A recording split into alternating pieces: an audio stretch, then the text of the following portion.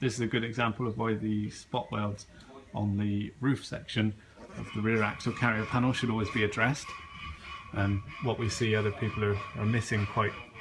regularly is one thing to be doing reinforcement plates underneath the car around the mounting points, but if you're not addressing the spot weld failures that commonly happen up on this section at the left rear, and sometimes on the right as well, but specifically the left rear,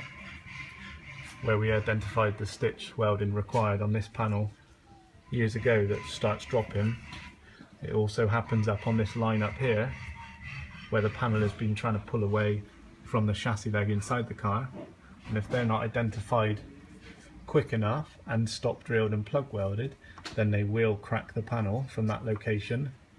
Totally different area to the reinforcement plates that are required for these cracks. This is panel failure in another location, and if these cracks aren't identified and stopped in time, another one's over here. Especially on convertible models, this is a convertible, and unfortunately, not wanting to frighten anybody, but convertibles do suffer with this type of cracking a little bit worse than reinforcement area cracking, because here through the middle on a convertible they've got MIG welds which hold the convertible bulkhead panel directly to this rear axle carrier panel, and because this rear axle carrier panel is always vibrating or pulling, twisting under acceleration, because it's held firmly by the convertible panel, this one suffers in the top section, this roof section that we call, away from the mounting points. They still suffer with traditional cracks, but not as bad as the cracks on this section up here. So these, although they look small, effectively this can write a panel off and require a new panel, because there's not really a proven method that stops this type of work. Stop drills and welding will be achievable, anybody can do that, but it's how long it will last.